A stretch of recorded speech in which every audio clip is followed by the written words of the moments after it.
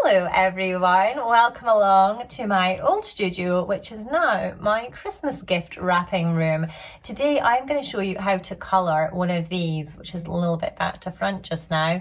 It is something that I made in my 5-day online course, Christmas Inky Art School, which is live now, I think. It depends when Isabel puts this out, really. But I show you, dropping it, step by step, how to draw one of these in pencil and pen. And then in today's tutorial that I'm doing for you guys, I will show you how to colour it. Obviously, I'm filming this back to front and I have actually finished colouring it. And you are now seeing the finished result. But preserve the illusion of the internet and let's go colour it. Okay, I'm going to colour this little place setting that I've just drawn with these 5 polychromo colouring pencils. Just because sometimes, I actually probably don't even need 5. I think a limited colour palette is sometimes a blessing in disguise. There we go. Too many colours, too many options can be exhausting. So sometimes it's really nice just to grab a few pencils and know that you are limited to those options. So what I'm going to do is just colour a few leaves of these holly leaves in this first shade of green. I like to press quite hard at the bit of the leaf that's nearest the berries or the stem or whatever it is, and then reduce the pressure as you get further away from that point. Now, I'm being a bit cheeky here. This isn't obviously an illustration from one of my books. It's something that I've drawn for Christmas Inky Art School, the online course, the free online course that I run. So if you're wondering, where on earth is that from? I just drew it this morning for another video tutorial. But if you would like to draw one to colour, just hop over to my social media or my website and you'll see the link to watch the video for how to draw this. But really, these sort of foliage techniques could be used on any Christmas colouring book or any sort of botanical based book, which mine predominantly are, would work fine as well. So just take those skills and apply them to whatever project you're working on. I'm just having a little step back and making sure our greens are all fairly evenly spaced. There we go. Now I'm gonna switch out for this one. People are gonna be like, what are those exact shades of green? I don't like getting into that because then it gets a bit pedantic. Just pick 3 shades of green that you think all look nice together. So for example, these are all quite natural greens. I wouldn't be whacking in a crazy like aquamarine turquoise green or something here. It just wouldn't really work. But these 3 all seem to sit nicely together. So even if you don't have polychromo pencils, just pick 3 shades of green from whatever set you've got and they will work beautifully together. Now, there's a few ivy leaves in amongst this holly, so we'll tackle them separately.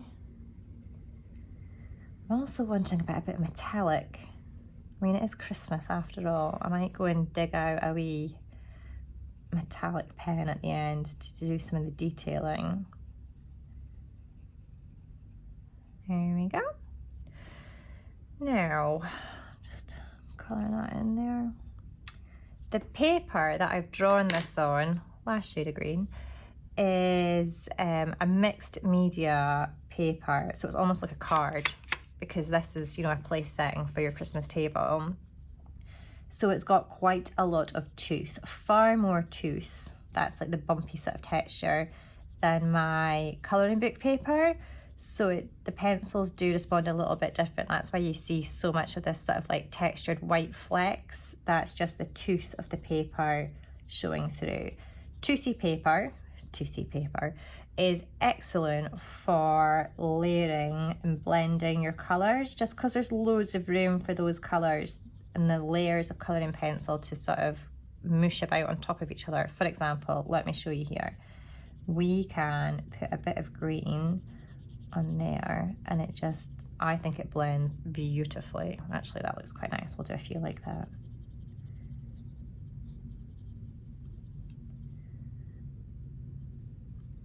Do this one as well.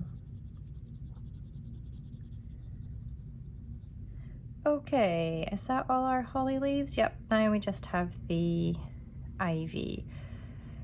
In the spirit of layering, let's do these all layered actually. So I'm going to lightly go over in this pale green. It's kind of like a pale grassy green, and then just the whole shape, I'll pick up my other shades and do a bit of layering up.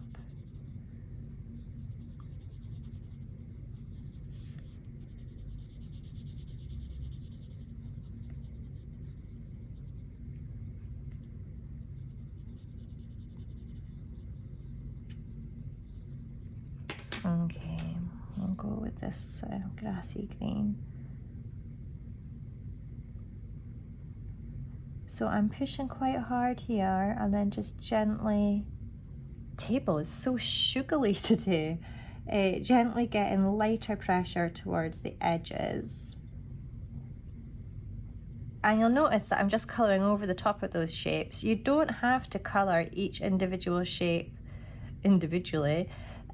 You can just use that as detailing and you colour over the top of it. That's what I recommend if the scale is quite tight and you don't like that kind of very intricate colouring. So for example, if you're colouring Lost Ocean or one of my miniature editions or a postcard, just use those black lines as detailing as opposed to dictating where you should have all your wee bits and pieces.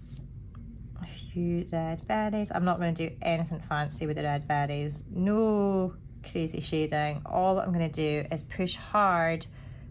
So imagine this was a circle, like bottom left, and get lighter as we get up here, and that makes them look a wee bit shiny. You could go back in afterwards with a white gel pen and put in a reflection. I will not be doing that. See, you don't really need a white gel pen. Let me just see if I can get that close up. If you do that. And then, is that all our main berries? Now these little ones here, well, we'll do that in the other shade of red. I was trying to debate if we were going to pretend that they were white mistletoe berries, but I haven't drawn any mistletoe foliage, so we'll just go with red. And that's us. Stem. What will we do the stem? Do it green? Will we do it green? Let's do it the darkest green and press hard so it looks really dark and opaque. I was wondering about brown there for a second, so it looked a bit twiggy, but I just thought that would look a bit too heavy. Green sort of keeps it all on theme. I think it looks really Nordic. Right, there we go. I am gonna run and grab, oh look, do you know what? I didn't, I'm just gonna draw that in there. I'm going to grab a metallic to do these stars. Hold on. Okay, I'm back. I've just grabbed this Edding metallic pen. I think it's probably for calligraphy. Let me just add a few little golden stars. Oh, that's pretty, isn't it? I'm gonna also add a few golden sparkle dots. Oh, it's a nice pen, this. You just need to be careful that you don't smudge it. It's quite inky. I'm gonna add some extra gold as well. Do you know what, I might do this in here.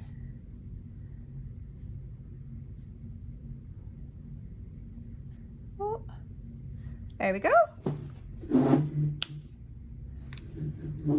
Oh, that's going to annoy me. Hold on, folks. So that is how I would colour.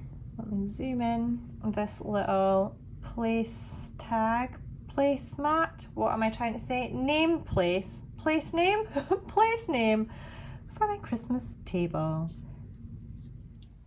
So there you go, folks. I hope that was fun. I hope you're going to make something similar for your Christmas table. Take care, have fun. I know 2020 has been a beast of a year. Let's hope and pray and be ever grateful, ever hopeful that 2021 is going to be a little bit kinder and calmer and easier going on us all.